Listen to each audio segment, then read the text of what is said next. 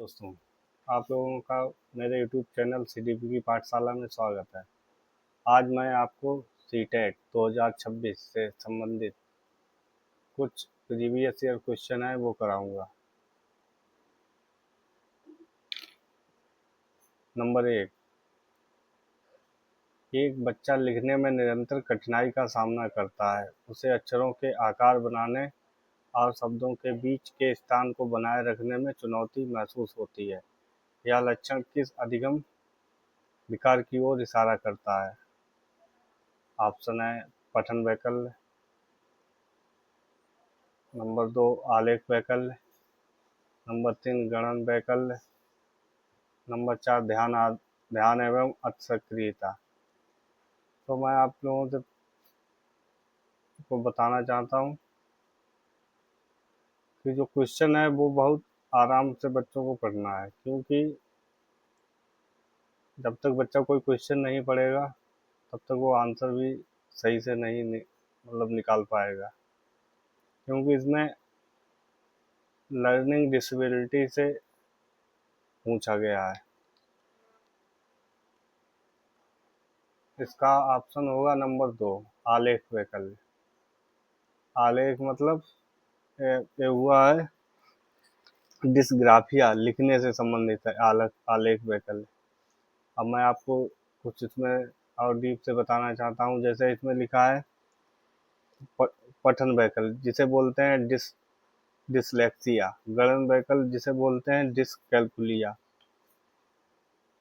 क्योंकि इनका जो ऑप्शन है उसको ज़्यादातर इसी हिसाब से आते हैं। ये लेखन विकार होते हैं, इनके अलग अलग प्रकार से बच्चों को याद करना होगा। नंबर 2,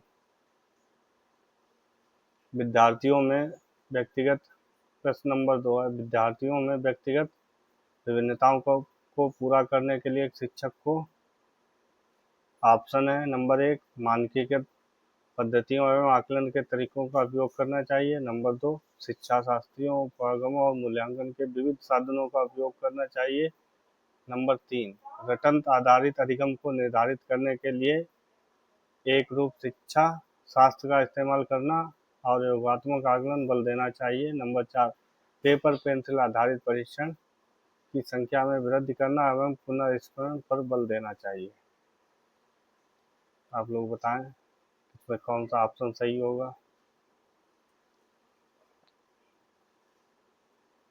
इसमें क्या होता है कि इसमें क्वेश्चन में सही से जैसे बच्चों को पढ़ना होगा, क्योंकि शिक्षक को इसमें महत्वपूर्ण नहीं माना जाता है। क्योंकि अब जैसे शिक्षक अगर करेगा क्या मानकीकृत पद्धतियों का आकलन का उपयोग करेगा, क्योंकि ये निगेटिव है।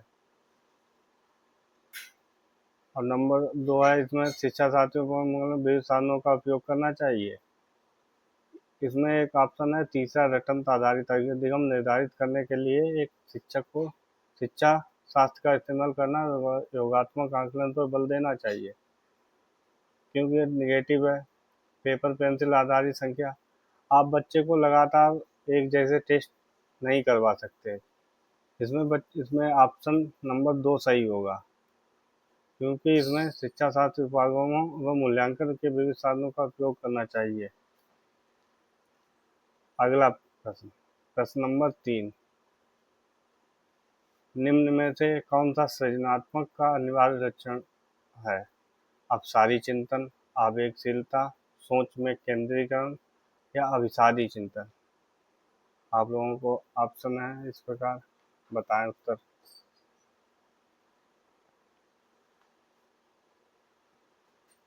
अपसारी चिंतन उसे बोलते हैं जैसे सेंट्रल से विविध तरीके की खोज करना। और जो आंसर है इसके आवेगशीलता, सोच में केंद्रीकरण या अभिसारी चिंतन। अभिसारी मतलब बंद बंद क्वेश्चन बोल सकते हैं, या ये सब निगेटिव हुआ है। इसमें जो आंसर होगा अभिसारी चिंतन होगा, अपसारी चिंतन होगा, सॉरी। नंबर 4, प्रश्न संख्या 4 है, इसमें कहा गया है समकालीन विचारधाराओं के अनुसार बाल विकास की प्रक्रिया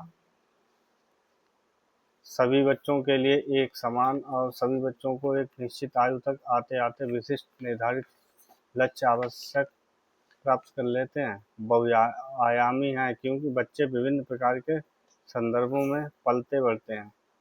नंबर 3,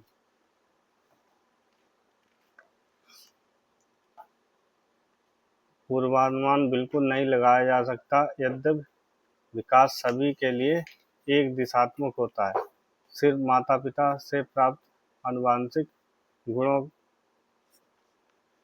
द्वारा ही निर्धारित होती है। इसमें आप लोगों को ऑप्शन जो सही हो बताएं।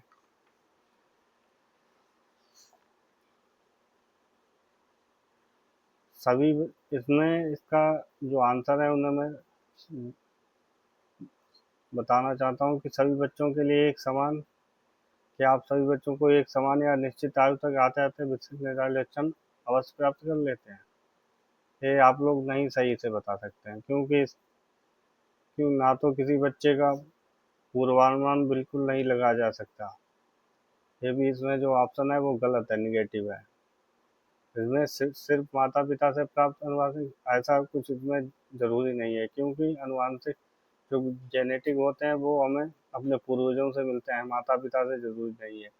इसका जो ऑप्शन होगा सही होगा वो होगा नंबर 2, बहुआयामी। प्रश्न संख्या 5, रुचि को 3 पेंसिल दिखाई जाती हैं। वह देखती है कि पेंसिल खा से बड़ी है और पेंसिल खा पेंसिल गा से बड़ी है। जब रुचि यह निष्कर्ष निकालती है कि का कामागा से बड़ी है तो वह जीन पियाजे के संज्ञानात्मक विकास की किस विशेषता को दर्शाती है।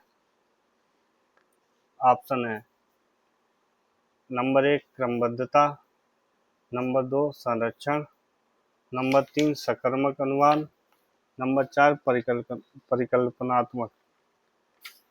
अब आप लोगों को सही उत्तर बताने हैं, क्योंकि इसमें जो ऑप्शन है जो क्रमबद्धता मतलब सीरिएशन का इसमें कोई बात ही नहीं कही गई, ना तो इसमें कंजर्वेशन संरक्षण की कोई बात कही गई है। इसमें जो है वो है बच्चे का, क्योंकि जीन पियाजे जो हैं संज्ञानात्मक विकास से संबंधित हैं, इस हिसाब से इसका आंसर होगा सकर्मक अनुमान, ऑप्शन नंबर 3। प्रश्न संख्या 6, किस प्रगतिवादी कक्षा के बारे में एक अध्यापिका का क्या विश्वास होना चाहिए। किसी प्रगतिवादी कक्षा के बारे में एक अध्यापिका का क्या विश्वास होना चाहिए। नंबर 1 कक्षा हमेशा कठोर नियंत्रण में रहे, सिर्फ अध्यापक निर्देश देना चाहिए। नंबर 2 अधिगम केवल कक्षा में ही होता है। नंबर 3 कक्षा में विविध विद्यार्थी अपने साथ विविध प्रकार के समृद्ध अनुभव लाते हैं। या नंबर 4 विद्यार्थी केवल ड्रिल एवं अभ्यास के माध्यम से ही सबसे अधिक सार्थक से सीखते हैं। अब आप लोगों को सही उत्तर बताना है। इसमें जो है शिक्षक को कभी कठोर नियंत्रण में, इसमें जो बच्चा है वो कभी शिक्षक मतलब उस पर किसी प्रकार का कोई दंड मतलब दे ही नहीं सकता। ये ऑप्शन नंबर 1 है आपका निगेटिव। नंबर 2 अधिगम केवल कक्षा में होता है, जरूरी नहीं अधिगम कक्षा में, कक्षा के बाहर भी हो सकता है। वो अपने समाज परिवेश या अपने मित्र के द्वारा कुछ ना कुछ सीखता रहता है। ये नंबर 2 भी ऑप्शन गलत है। नंबर 3 कक्षा में विद्यार्थी अपने साथ विविध प्रकार के समृद्ध अनुभव लाते हैं। या इसका जो आंसर होगा नंबर 3 सही होगा, और जो है वो सब गलत होंगे।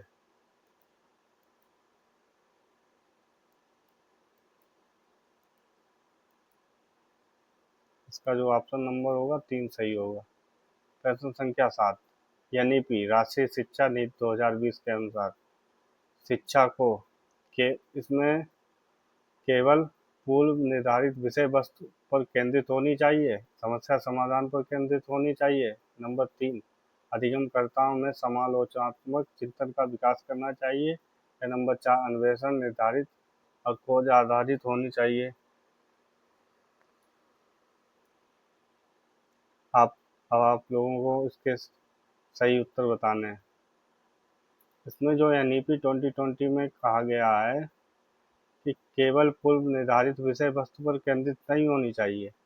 इसमें नंबर 1 ऑप्शन जो है वो गलत है। नंबर 2, समस्या समाधान केंद्रित होनी चाहिए, ये ऑप्शन सही है। अधिगमकर्ता में समालोचनात्मक चिंतन का विकास होना चाहिए, ये भी ऑप्शन सही है। अन्वेषण आधारित क्योंकि बच्चे खोज आधारित या गतिशील क्रिया के द्वारा ही कुछ ना कुछ सीखते हैं। NEP में बच्चों को केवल पूर्व निर्धारित विषय वस्तु केंद्रित नहीं होना चाहिए। ये NEP में इस बात के लिए बहुत कुछ बातें बताई गई हैं। वो मैं आप लोगों का एक चैप्टर जब मैं आप लोगों को पढ़ाऊंगा तब सही तरीके से NEP 2020 के बारे में बताऊंगा। इस हिसाब से इसके ऑप्शन मतलब जो होगा उत्तर वो ए सही होगा। 2, 3, 4। प्रश्न संख्या 8, एक सृजनात्मक बालक में निम्न में से कौन से गुण मौजूद होंगे?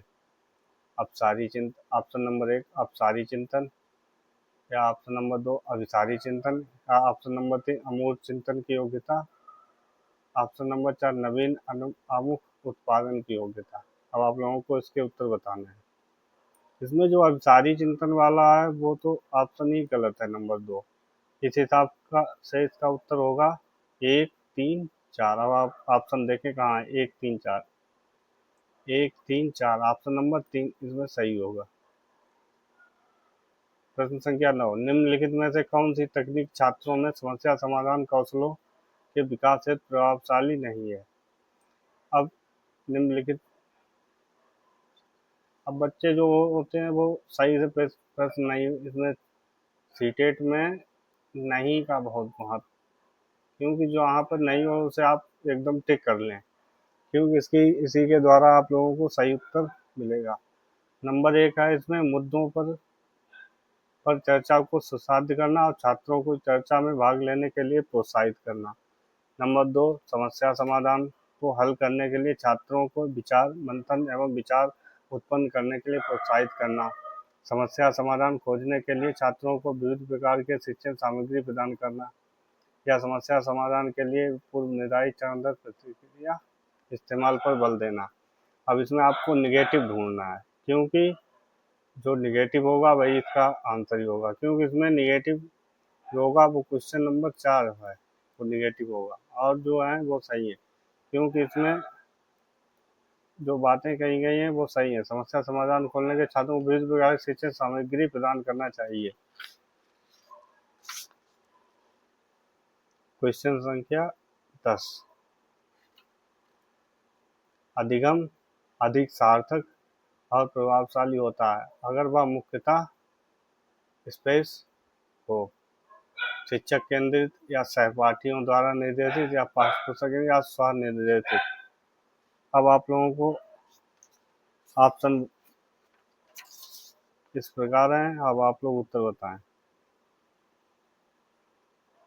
अधिगम अधिक सार्थक और प्रभावशाली होता है अगर वह मुख्यतः जो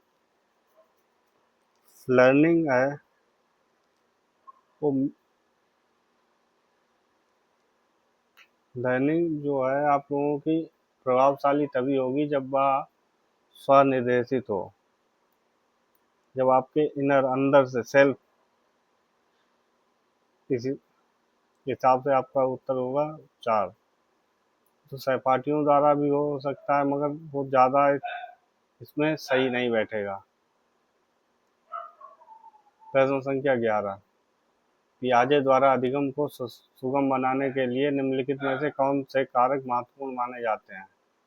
नंबर 1, शिक्षक की गतिशीलता या विविध सामग्रियों। नंबर 2 है विविध सामग्रियों का प्रावधान। नंबर 3, मध्य स्तरीय नवीन अनुभव प्रदान करना। नंबर 4, सकारात्मक और नकारात्मक पुनर्बलन सुनिश्चित करना। तो आप लोगों को इसमें उत्तर जो है आपको निकालने हैं।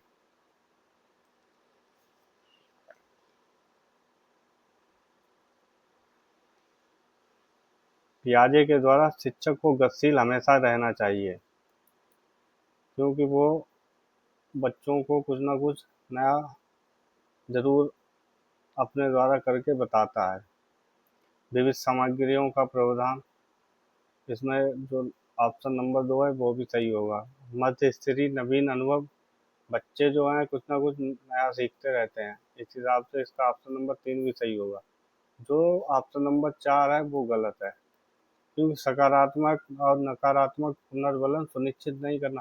आप बच्चे को किसी प्रकार से स्थिर नहीं कर सकते, ना ही आप उस पर,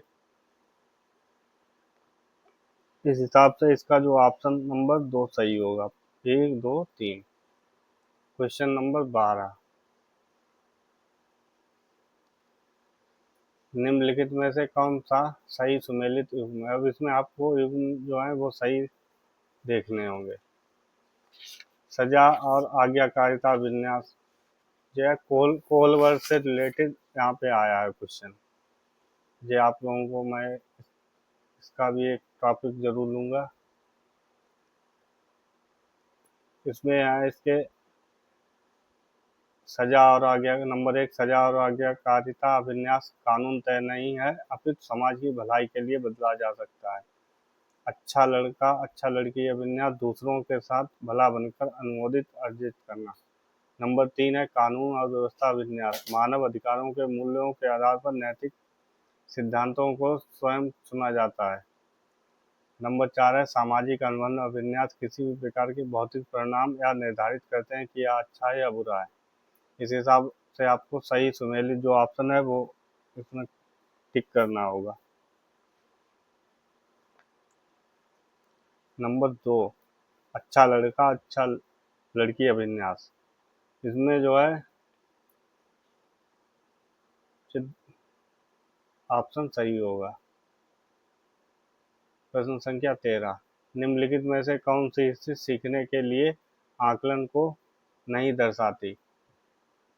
अब इसमें निम्नलिखित में से कौन सी स्थिति सीखने के लिए आकलन को नहीं दर्शाती, इसलिए यहाँ पे देखो नहीं आया है, इसे आप जरूर देखें, क्योंकि नहीं के नीचे जब आप टिक कर लेते हैं तो आपको जो ऑप्शन होते हैं उसमें सही से आप लोगों को उत्तर चयन करने में आसानी रहती है, और इसमें निगेटिव आपको निकालना है।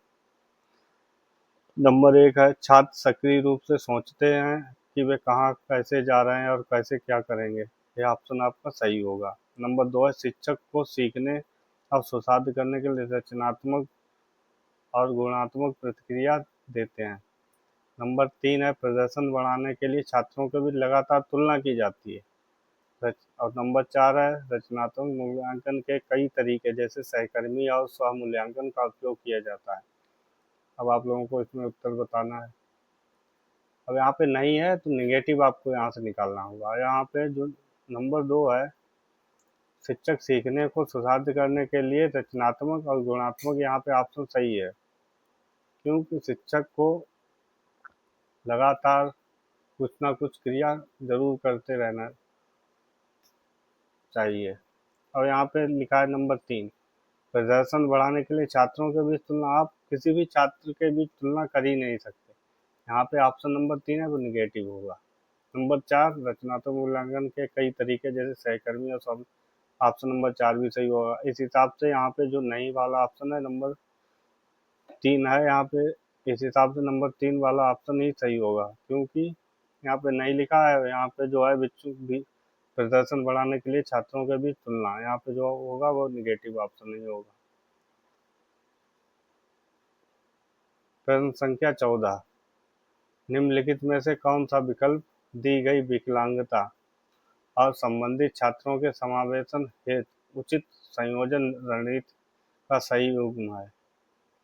अब आप लोगों को जो ऑप्शन दिए हैं, नंबर 1 है गुणज वैकल्य कैलकुलेटर का प्रावधान है, पठन वैकल्य लंबे लंबे लिखित कार्य सौंपना, श्रवण दोष है ऑडियो टेप देना, दृष्टियान है चित्रों वाली पुस्तकें उपलब्ध कराना। अब इसमें आप लोगों को ऑप्शन जो सही है उसका चयन करना होगा। आप लोग बताएं, क्योंकि ये लर्निंग डिसेबिलिटी से पूछा गया।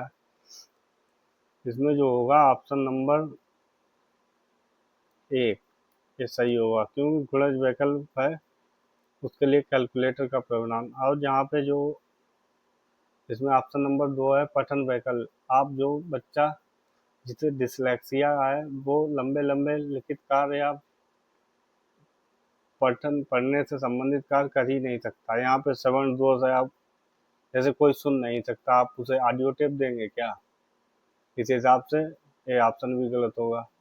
अब दृश्यहान मतलब कोई, जैसे बच्चा कोई देख नहीं सकता या कोई देख नहीं सकता, आप क्या उसे चित्र वाली पुस्तक देंगे क्या? इस हिसाब से आपका ऑप्शन नंबर चार भी गलत होगा। जो आपका सही उत्तर होगा वो होगा नंबर एक। प्रश्न संख्या 15, एक शिक्षक द्वारा पढ़ाए जाने वाले विषय वस्तु को छात्रों को दैनिक जीवन के अनुभवों से जोड़ना चाहिए। तर्क है, बच्चे स्कूल में जीवन बच्चे स्कूल में जीवन के बहुत से महत्वपूर्ण अनुभव लेकर आते हैं जिस पर शिक्षिका को ध्यान देना चाहिए। तो यहाँ पे ऑप्शन थोड़ा गलत है, यहाँ पे शिक्षक होगा, शिक्षिका यहाँ पे लिखा। आप लोगों को बताना है ए और आर दोनों सही हैं और आर ए की सही व्याख्या करता है। नंबर दो, ए और आर दोनों सही हैं लेकिन आर सही व्याख्या नहीं करता ए की। और नंबर तीन है ए सही है आर गलत है। नंबर चार, ए आर दोनों गलत हैं, आप लोगों को बताना है।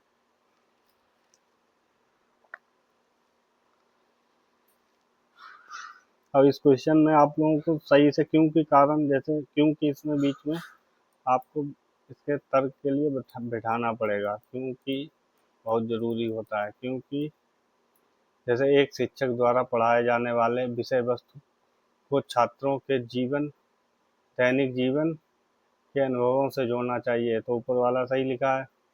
और इसमें तर्क है, बच्चे स्कूल में जीवन के बहुत से महत्वपूर्ण अनुभव लेकर आते हैं पर शिक्षक को ध्यान देना चाहिए जिस पर शिक्षक को ध्यान देना चाहिए। यहाँ पे जो शिक्षिका लिखा है वो थोड़ा गलत है, टाइप करने में गलत हो गया, ये यहाँ पे थोड़ा गलत है।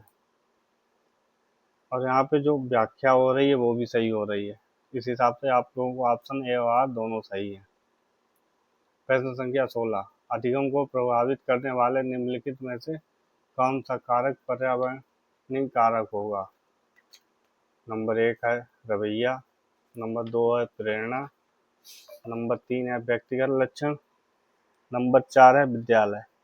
अब पर्यावरणीय कारण के लिए आप लोग बताएं कौन सा इसमें सही होगा।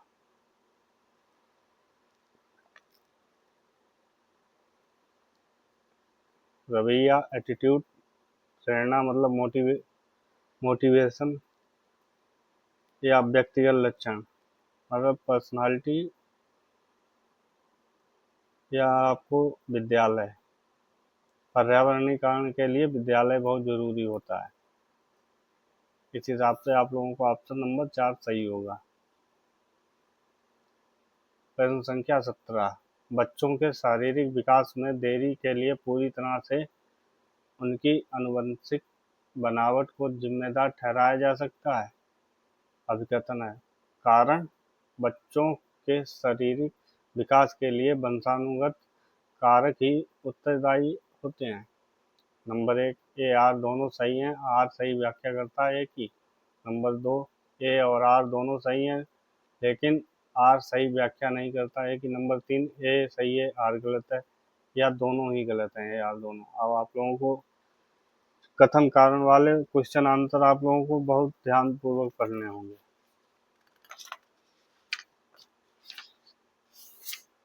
क्योंकि इसमें क्योंकि करके बच्चों को देखना ही होगा। बच्चों के शारीरिक विकास में देरी के लिए पूरी तरह से उनकी आनुवांशिक बनावट को जिम्मेदार ठहराया जा सकता है। ऊपर वाला ऑप्शन गलत है। कारण भी देख ले, जब आप बच्चों के शारीरिक विकास के लिए वंशानुगत कारण उत्तरदायी होते हैं, ये ऑप्शन दोनों ही गलत हैं। इस हिसाब से आप लोगों का सही उत्तर होगा ए आर दोनों सही। दोनों गलत हैं। बच्चों को पूरी तरह से आनुवंशिक बनावट को जिम्मेदार ठहराया जाना ही गलत होता है, क्योंकि बहुत से कारण होते हैं। पर्यावरण वाला कारण जो होगा वो भी इसमें अगर शामिल हो जाता तब ये ऑप्शन सही हो जाता। पूरी तरह से एनवायरनमेंट या मतलब कहना ये गलत है पूरी तरह से। प्रश्न संख्या 18, पूर्व संख्यात्मक अवस्था में कौन सी संज्ञानात्मक क्षमता आती है? अमूर्त सोच की क्षमता नंबर 1, नंबर 2 है लक्ष्य निर्देशित व्यवहार की क्षमता, नंबर 3 है दूसरों का नजरिया लेने की क्षमता, या नंबर 4 है परिकल्पना आधारित निर्णयात्मक सोच। आप लोगों को सही उत्तर बताने हैं इसमें। पूर्व संक्रियात्मक अवस्था, pre optional stage, pre optional period. जब बच्चा यहाँ पे 2 से 7 वर्ष तक का होगा तब यहाँ पे जो होगा लक्ष्य निर्देशित व्यवहार की क्षमता, क्योंकि उसे कुछ ना कुछ, क्योंकि बच्चा इसमें अमूर्त सोच वाला जब बच्चा होगा वो होगा 11 वर्ष से ऊपर। इस हिसाब से इसका जो ऑप्शन नंबर होगा वो 2 सही होगा। परिकल्पना आधारित निर्णयात्मक सोच, ये भी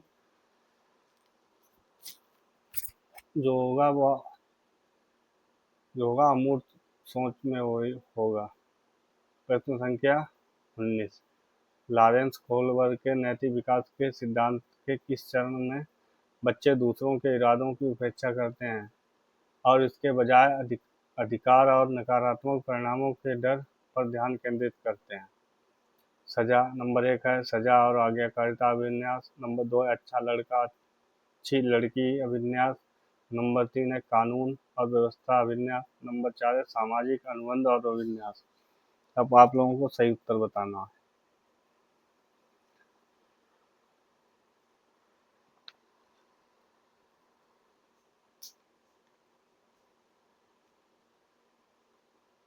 लॉरेंस कोहलर के नैतिक विकास के सिद्धांत के किस चरण में बच्चे दूसरों के इरादों की उपेक्षा करते हैं और इसके बजाय अधिकार और नकारात्मक परिणामों के डर पर ध्यान केंद्रित करते हैं? इस हिसाब से इसका ऑप्शन नंबर 1 सही होगा, सजा और आज्ञाकारिता विन्यास। प्रश्न संख्या 20, बच्चों में समालोचनात्मक चिंतन को बढ़ावा देने के लिए किस प्रकार के प्रश्न पूछे जा सकते हैं? वन अधिकार अधिनियम किस वर्ष पारित हुआ? नंबर 2, एक त्रिभुज के तीनों कोणों का योग क्या होता है? नंबर 3 है पृथ्वी के वायुमंडल की विभिन्न परतों के नाम बताइए, या नंबर 4 है बीज अंकुरण के लिए हवा की आवश्यकता होती है, यदि सिद्ध करने के लिए एक प्रयोग की रूपरेखा तैयार करना। आप लोगों को सही उत्तर बताना है।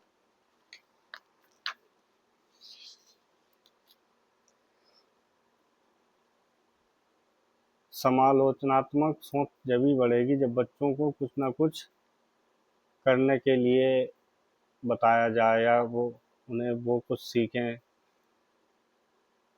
इसमें वन अधिकार अधिनियम बस ये तो केवल एक वर्ड में बच्चा बता सकता है कब पारित हुआ, या त्रिभुज के तीनों कोणों का योग ये भी एक ही वर्ड में बता सकता है। वायुमंडल की परतों के नाम भी बता सकता है।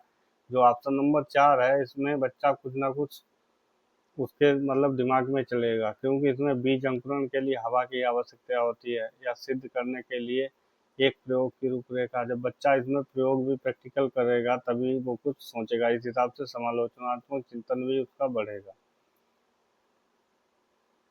सीटेट में बच्चों इस हिसाब के प्रश्न पूछे जाते हैं, कोई ज़्यादा टफ क्वेश्चन आते ही नहीं है। केवल आप एक बार सही से अगर उन्हें एक बार पढ़ लें तो ऑटोमेटिकली उनके उत्तर अपने आप निकलते चले जाते हैं। दिव्यांग छात्रों की शिक्षा के संदर्भ में निम्नलिखित में से किस प्रावधान को शिक्षा राष्ट्रीय शिक्षा नीति 2020 द्वारा बढ़ावा नहीं दिया गया? देखो यहाँ पे निगेटिव पूछा गया, आप लोग बताएं। नंबर 1 ऑप्शन है उपयुक्त इमारती ढांचा। नंबर 2 है प्रत्येक विद्यार्थी के लिए शिक्षक और निजी शिक्षक।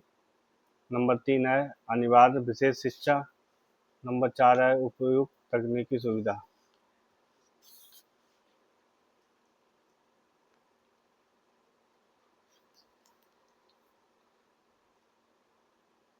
आप लोगों को इस हिसाब से अनिवार्य विशेष शिक्षा, जरूरी नहीं बच्चा कोई अनिवार्य, इस हिसाब से जो निगेटिव है यहाँ पे, जो निगेटिव होगा अनिवार्य विशेष शिक्षा, यही इसका आंसर होगा। और जो है और सब ऑप्शन है NEP 2020 से रिलेटेड है। प्रश्न संख्या 22, समकालीन सिद्धांतकारों के अनुसार सीखना प्राथमिक रूप से डैश एक गतिविधि है। आप लोग ऑप्शन नंबर 1 यांत्रिकी, नंबर 2 है व्यवहारवादी, नंबर 3 है निष्क्रिय, या नंबर 4 है सामाजिक। आप लोग बताएं इसमें कौन सा ऑप्शन सही होगा।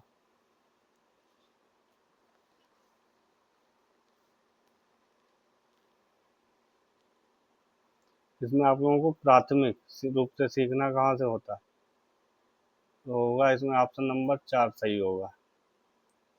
प्रश्न संख्या 23, अर्थपूर्ण अधिगम को सुसाध्य करने के लिए एक शिक्षक को क्या करना चाहिए।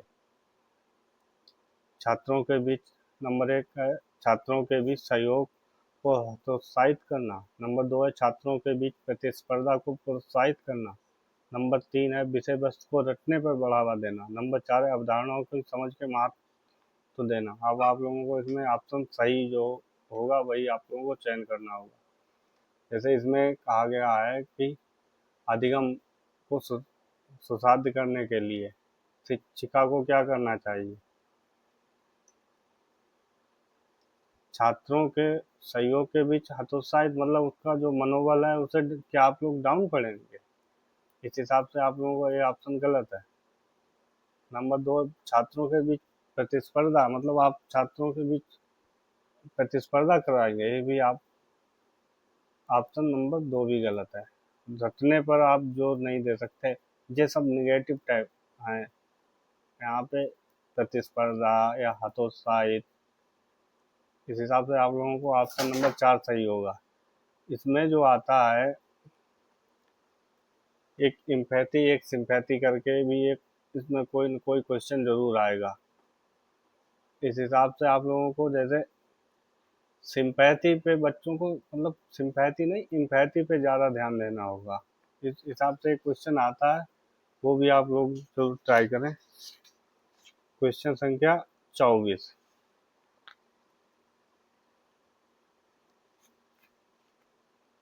बच्चों में विकास का क्रम डाट होता है।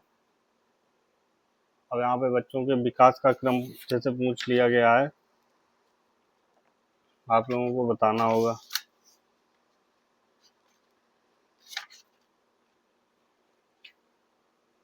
ऑप्शन नंबर 1 है अमूर्त से मूर्त, या सामान्य से विशिष्ट, या पैर से सिर, या केंद्र से छोर। अब आप लोग बताएं बच्चों में विकास का क्रम कैसा होता है। बच्चों में जो विकास का क्रम होता है वो जर्नल टू स्पेसिफिक होता है, मतलब सामान्य से विशिष्ट। इस हिसाब से आप लोगों को ऑप्शन नंबर 2 सही होगा। क्वेश्चन संख्या 25,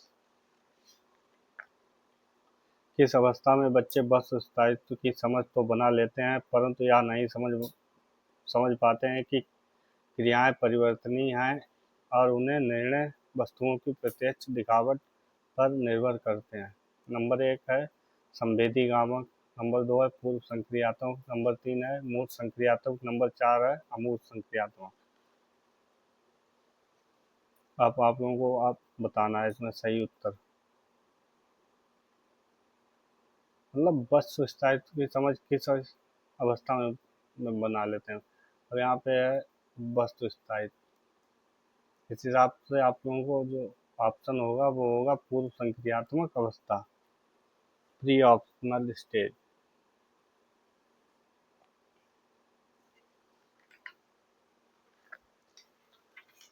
ये पियाजे की अवस्थाएं हैं। प्रश्न संख्या 26, एक प्रगतिशील कक्षा में अधिगम होता है। एक सरल प्रक्रिया है। नंबर 2, एक सामाजिक प्रक्रिया है। नंबर 3, केवल औपचारिक अनुदेशन द्वारा ही हो सकता है। नंबर 4 है परीक्षाओं का प्रतिबंधात्मक। अब आप लोगों को उत्तर बताना है।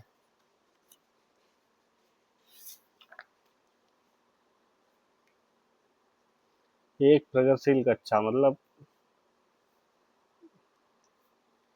इन्हें प्रोग्रेसिव क्लासरूम। आप लोगों को उत्तर बताना है। इसमें जो निगेटिव ऑप्शन है, जैसे एक सरल प्रक्रिया नहीं हो सकती आप लोगों की क्लास की। आप लोगों को का जो उत्तर होगा वो होगा 2।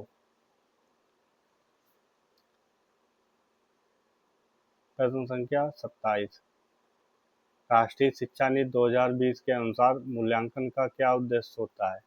रटने की क्षमता का परीक्षण करना। नंबर 2, पुनरुत्पादन और याद रखने को मापना। नंबर 3, सीखने की प्रक्रिया में बच्चों की सहायता करना। नंबर 4 है पूरे देश में बच्चों की तुलना करने के लिए मानदंड बनाना। अब आप लोग इसके उत्तर, सही जो उत्तर है वो बताएं। यहाँ पे जो ऑप्शन है नंबर 1 है उसे रटने की क्षमता है। यहाँ पे बच्चे को आप NEP 2020 में रटने के लिए कुछ प्रावधान ही नहीं है। इसमें जो ऑप्शन नंबर है वो गलत है। या याद रखना, जैसे ये सब पॉजिटिव और निगेटिव जो टैग वर्ड आते हैं उनके हिसाब से, जैसे जो निगेटिव है याद रखना या रटना, ये सब निगेटिव है। या पूरे देश में बच्चों की तुलना करने के लिए मापदंड बनाना, ये भी गलत है। बच्चों के बीच आप तुलना नहीं कर सकते। इस हिसाब से आप लोगों को ऑप्शन नंबर 3 सही होगा।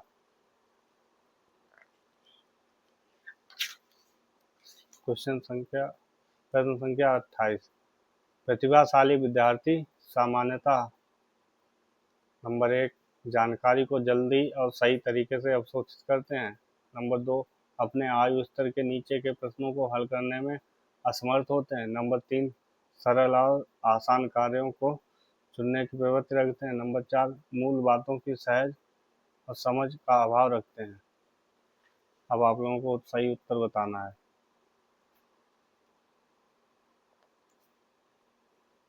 इसमें जो आप लोगों को दिए गए हैं ऑप्शन, सही उत्तर आप लोग प्रतिभाशाली।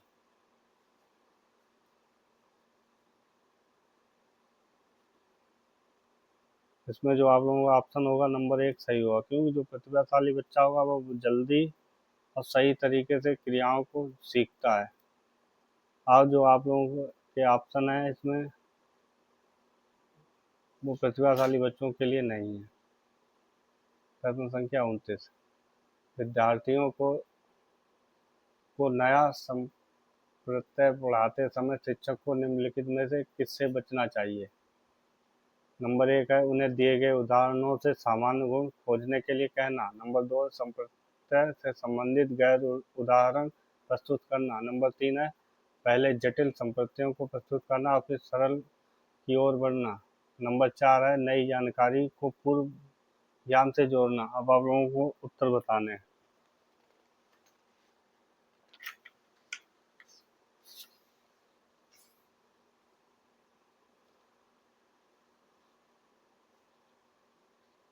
इसमें शिक्षक को बहुत से एक्टिव क्रियाएं करते रहना चाहिए, क्योंकि इसमें जो है इसमें जो आप लोगों को ऑप्शन होगा वो 4 सही होगा, नई जानकारी को पूर्व जानकारी से जोड़ना। प्रश्न संख्या 30, निम्नलिखित में से कौन सा कथन आंतरिक प्रेरणा का उदाहरण है?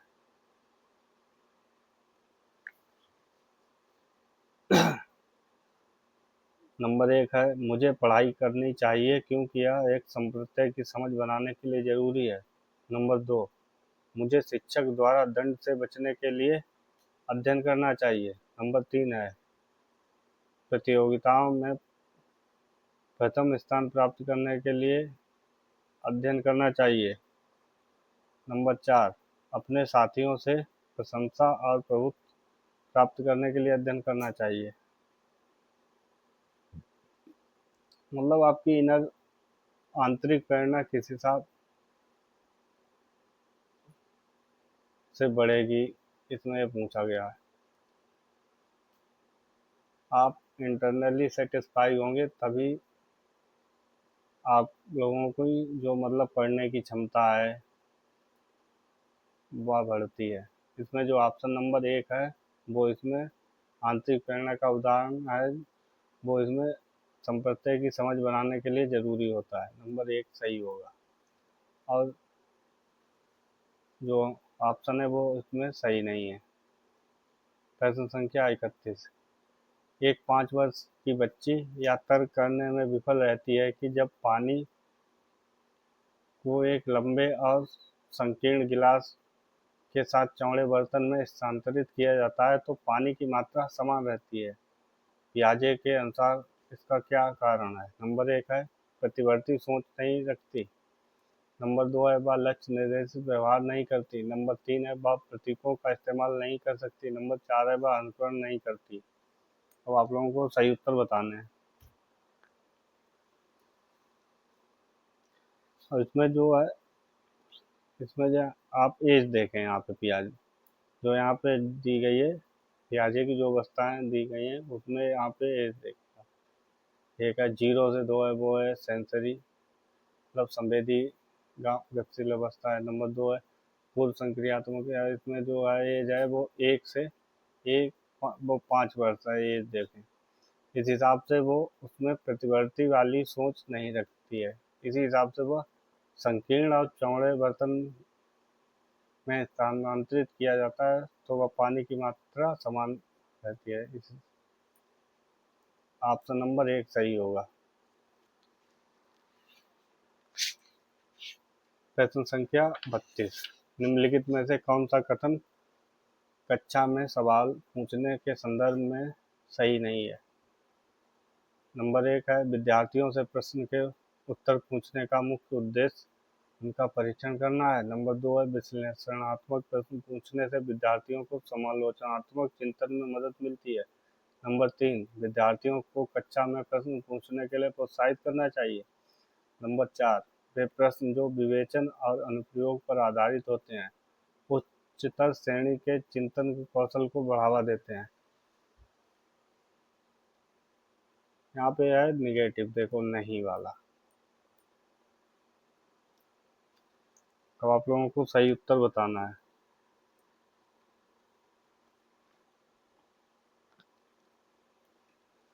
इसमें देखो वे नंबर 4 देखो आप पहले, वे प्रश्न जो विवेचन और अनुप्रयोग आधारित होते हैं वह श्रेणी के चिंतन, यहाँ पे जो है बच्चों के लिए सही बात है क्योंकि वो उनके कौशल को बढ़ावा देते हैं।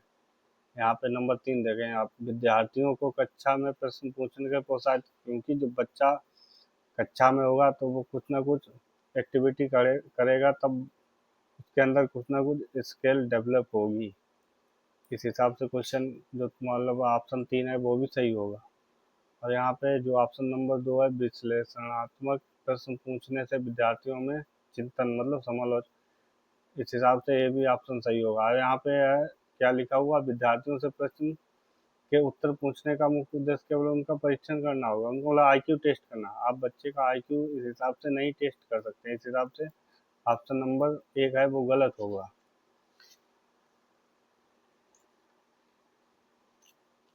प्रश्न संख्या 33। निम्नलिखित में से कौन सा विकल्प दी गई विकलांगता और संबंधित विद्यार्थियों के समावेशन हेतु उपयुक्त संयोजन रणनीति का सही युग्म है?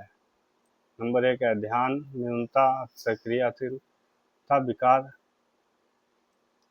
डैश लंबी अवधि की फिल्में दिखाना। नंबर 2 लेखन वैकल्य डैश लिखने के लिए वाक्य से पाठ मतलब स्पीच टू टेक्स्ट तकनीकी टूल का उपयोग कर देना। नंबर 3 पठन वैकल्य जटिल प्रश्न कार्य देना मतलब पठन कार्य देना। नंबर 4 वाक्य पद्धति मूल्यांकन के केवल मौखिक रूप से स्वीकार करना। अब आप लोगों को सही उत्तर बताना है।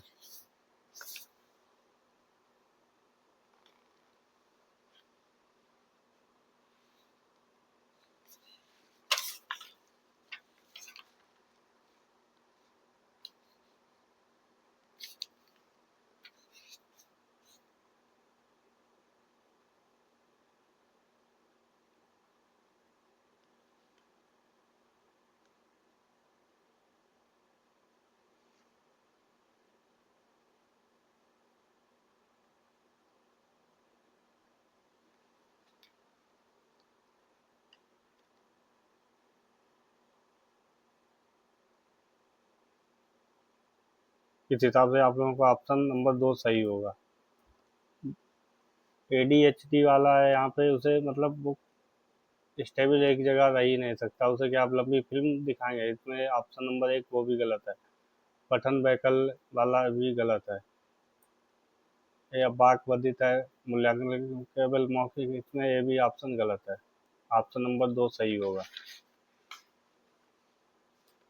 प्रश्न संख्या 34, एक प्रभावी अधिगम के लिए शिक्षार्थी की डाट भागीदारी की आवश्यकता होती है। सक्रिय, विनम्र, निष्क्रिय या आंशिक? आप लोगों को सही उत्तर बताना है। ये देखो निष्क्रिय वाला है, ये तो पहले ही बार हो जाएगा। प्रभावी अधिगम के लिए शिक्षार्थियों को सक्रिय रूप से एक्टिव रहना बहुत जरूरी होता है। प्रश्न संख्या 35, NEP 2020 का केंद्र बिंदु क्या है? कठोर पाठ्यक्रम शिक्षा शास्त्र और मूल्यांकन, नंबर 2 बहुविषयक या समग्र शिक्षा, नंबर 3 परीक्षा के लिए परीक्षा की ओर अधिगम या योगात्मक मूल्यांकन पद्धति को अपनाना। आप लोगों को इसके उत्तर सही बताना है।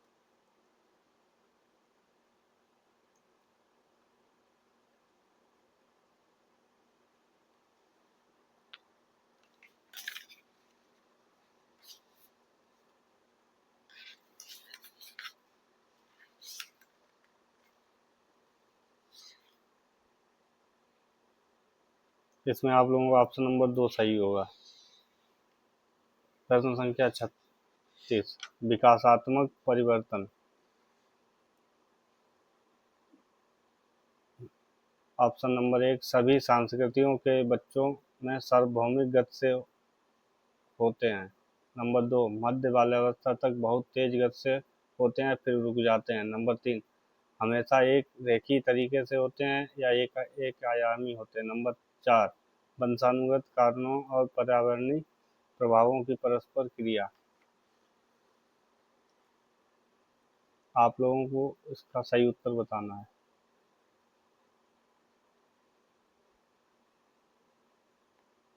इसमें आप लोगों को जो सही मतलब आंसर हो वही बताना है। चाहे नंबर 4 सही होगा, क्योंकि वंशानुगत कारणों और पर्यावरण, इससे रिलेटेड एक क्वेश्चन आप लोगों का इससे पहले हो चुका है। दोनों ही परस्पर क्रिया करते हैं तभी विकास सही तरीके से होता है। प्रश्न संख्या 37, निम्नलिखित में से कौन सा युग्म सही मिलान है? शैशवावस्था, देश बच्चा तर्क को लागू करता है और अनुमान लगाने में सक्षम होता है। नंबर 2 पूर्व संक्रियात्मक अवस्था, जब बच्चा निर्णयात्मक व तार्किक सोच प्रारंभ कर देता है। नंबर 3 मूल संक्रियात्मक अवस्था, जब डैश बच्चा वर्गीकरण व संरक्षण कर पाता है। नंबर 4 अमूर्त संक्रियात्मक अवस्था, बच्चा अनुकरण की शुरुआत कल्पना खेल करना शुरू करता है। इसमें आप लोगों को सही बताना है। सहजवावस्था में जिन यहाँ पे सब ऑप्शन उल्टे पुल्टे लिखे हैं। इसमें जो आप लोगों का ऑप्शन होगा ऑप्शन नंबर 3 सही होगा, क्योंकि मूल संक्रियात्मक अवस्था में बच्चा वर्गीकरण और संरक्षण कर पाता है। प्रश्न संख्या 38, निम्नलिखित में से क्या एक प्रगतिशील कक्षा की विशेषता है? प्रगतिशील कक्षा के बारे में बताया गया है। नंबर 1 है शिक्षिका पूरी तरह से कक्षा को नियंत्रित करती है। नंबर 2 बच्चों की भागीदारी न्यूनतम होती है। नंबर 3 गतिविधियों कार्यों करते समय बच्चों का मूल्यांकन किया जाता है। नंबर 4 समय सारणी और बैठने की व्यवस्था तय करना। इसमें आप लोगों को सही ऑप्शन बताना है।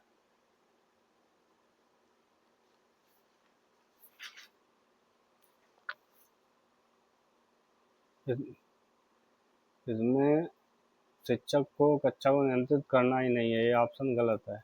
बच्चे एक्टिव रहेंगे तभी कुछ करेंगे। इसमें बच्चों की भागीदारी, जब तक कक्षा में बच्चों की भागीदारी न्यूनतम यहाँ पे लिखा है वो गलत है। नंबर 4 देख लो, समय सारणी पर और बैठने की व्यवस्था तय, मतलब अब आप लोग ये बताएंगे लेबलिंग करना एक तरीके से कि नहीं अंबानी का बेटा आगे बैठेगा, फिर अडानी का बैठेगा, फिर कोई और बैठेगा। इस हिसाब से ऑप्शन गलत है।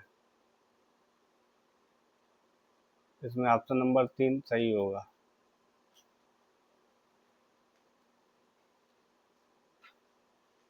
प्रश्न संख्या 39, राष्ट्रीय शिक्षा नीति 2020 प्रस्तावित करती है कि मूल्यांकन नंबर 1 है, शैक्षणिक वर्ष में एक बार ली जाने वाली औपचारिक परीक्षाओं के माध्यम से किया जाना चाहिए। नंबर 2, एक निश्चित अवधि में बच्चों की प्रगति का पता लगाने के लिए महत्वपूर्ण है। नंबर 3, सभी शैक्षिक गतिविधियां पर केंद्र होना चाहिए। नंबर 4, योग्यता के क्रम में बच्चों को रोक देने के लिए महत्वपूर्ण है।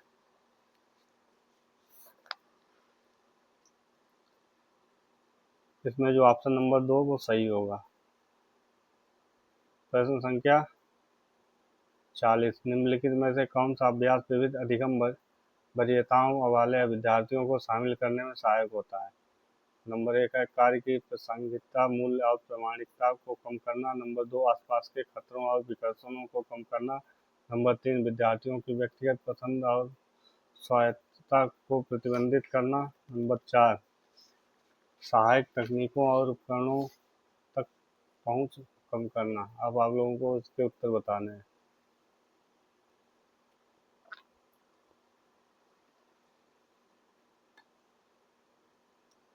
इसमें ऑप्शन नंबर 2 सही होगा।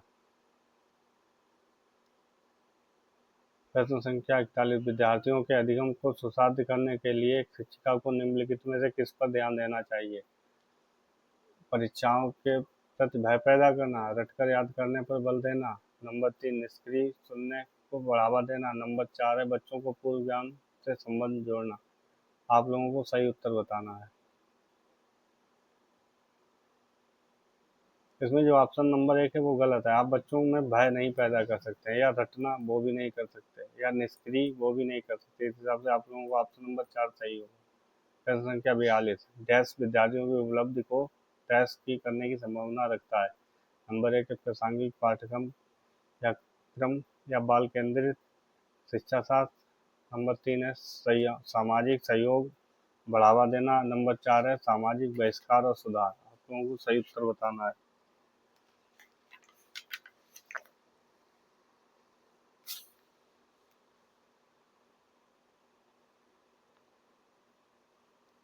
इसमें यहाँ पे आएगा आप लोगों को सामाजिक सहयोग विद्यार्थियों की उपलब्धि को बढ़ावा करने की संभावना रखता है। आप लोगों को ऑप्शन नंबर 3 सही होगा। आप लोगों को मेरी क्लास अगर पसंद आई हो तो लाइक करें, सब्सक्राइब करें।